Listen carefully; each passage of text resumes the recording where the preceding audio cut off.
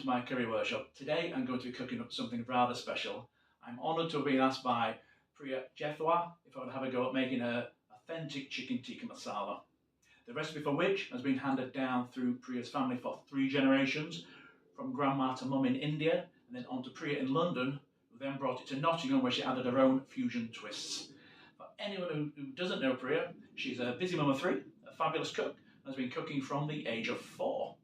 Recipes that are all authentic, packed full of flavour, easy to make, and are designed to be adaptable to your budget and available ingredients. Priya is also the founder and owner of Homemade Authentic Indian Food. Priya launched the business 4 years ago with a vision of creating a food experience like no other takeaway or restaurant. Priya caters for orders, big and small, for either pick or delivery around Nottingham, Derby and Leicester, and you can view and order Priya's fantastic food via a Homemade Authentic Indian Facebook page, link below in the description. Right then, let's have a look at the ingredients and method for Priya's chicken tikka masala. Ingredients: the first ingredient is 2 small chicken breasts diced into little cubes, 12 pieces approximately there. To make the marinade, we're going to use 3 tablespoons of Greek yogurt, then half a teaspoon each of Tandoori powder, Garam Masala, freshly ground black pepper, ground this morning, chili powder, and then 1/4 teaspoon of salt. The other ingredients are for the masala gravy. So we have 3 tablespoons of tomato puree, 2 tablespoons of full fat Greek yogurt.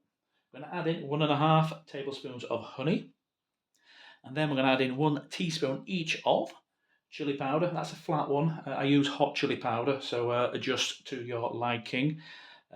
Teaspoon of garam masala, teaspoon of salt or to taste, and a teaspoon of garlic paste. Again, I freshly made that this morning because fresh is best.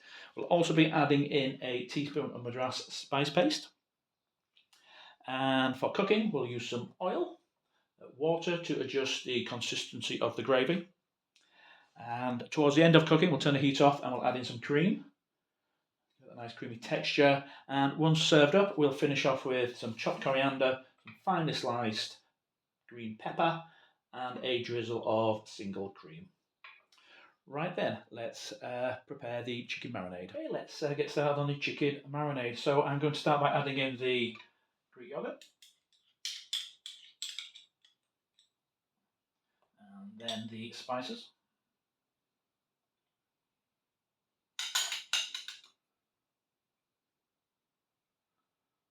Finish off with the salt. Give it a good stir in. Give it a good stir to ensure all the chicken's covered. And ideally, make this the night before and leave in your fridge overnight, covering cling film. But if you're on the dash, time's precious, at least leave it 30 minutes in your fridge before cooking. So I'm just going to put that to one side, and we'll bring the first part of the gravy together whilst that's marinating. So let's move on to the start of the gravy. So really simple again. So let's put into one bowl. Let's mix all the ingredients together. So in with the yogurt, followed by the tomato paste,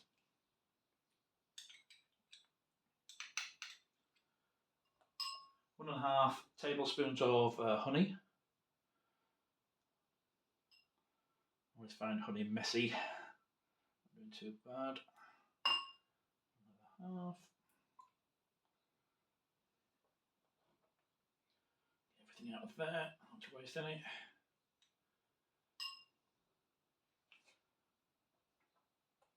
One teaspoon of Patak's Madras spice paste, and then in with the 2 spices. So we have chili powder, 1 teaspoon. We have garam masala. We have salt to taste, so 1 teaspoon here, and finally 1 teaspoon of freshly made garlic paste. Give it a good stir to form a nice paste. Keep going until all the colours are uniform. And there we have it, the start of Priya's chicken tikka masala gravy. And again, we'll put that to one side until we're ready to cook it later. The chicken's been marinating now for about 30 minutes, so at this point I'm going to load the chicken onto the skewers. Be careful with skewers, obviously got some pointy ends. Let's build the chicken skewers. Always be careful when you're doing this. quite sharp at one end as you would expect. Leave a bit of space between each, just to allow the heat to get in there during cooking.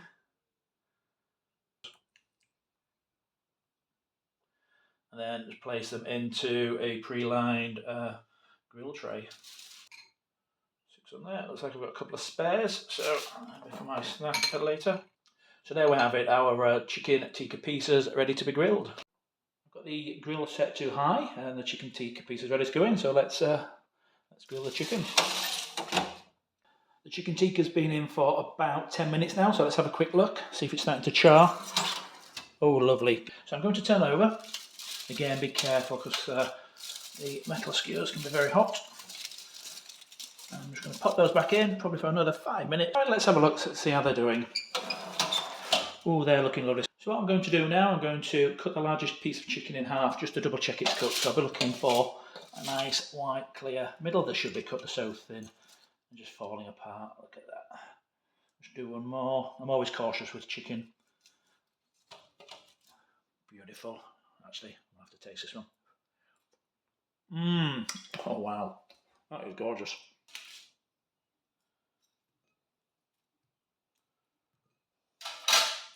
And one for me. Oh, lovely. Now we've got the chicken tikka made, I'm going to move on and make the gravy. Before I do though, I'm just going to have a little taste of the masala paste, and that is beautiful. And that just reminds me of something that Priya said to me, and that she gets her herbs and spices from Derby Dave's online herb and spice emporium. Fantastic, fresh, quality ingredients from Derby Dave's, and maybe David and Priya is a little tie-up here because this is gorgeous. I think it would fly off the shelves. Right then, I think the oil's hot enough, just starting to shimmer. Fantastic. So let's get the paste in. Apologies if my arm's in shot.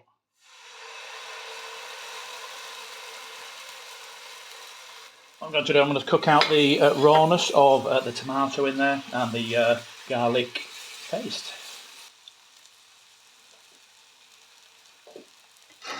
The paste is cooking out nicely now, starting to get little craters around.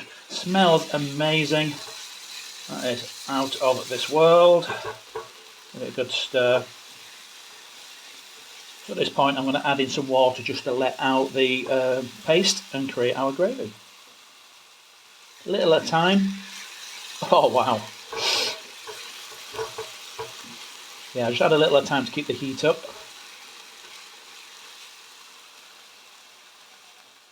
What we're looking to do is to dilute the paste to a consistency of your liking. Now I think I've got it to the consistency I like. If you like it thicker, put less in. Or if you've over diluted, just let it cook down back to the consistency you require. So I'm just going to let that come to temperature before we add the chicken tikka in. Okay, so the masala's bubbling away nicely. I'm going to add in the chicken tikka and stir it in.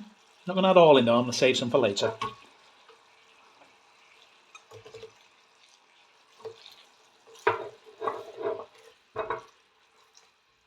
Give it a good stir in, ensure everything's coated. At this point I'm just going to pop on the lid. Just let all of the chicken come to temperature and all the flavours infuse. And I think we're done. Let's have a look. Fantastic.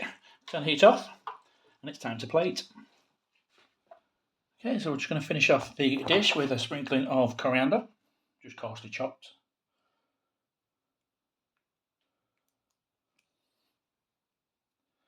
And a few slithers of green chilli, optional if you like your dishes a little cooler.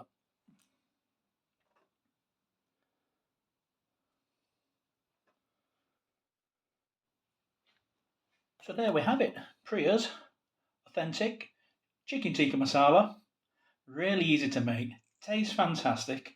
And there we have it. It's been a real honour today actually to cook one of Priya's family recipes. It is a delightful dish.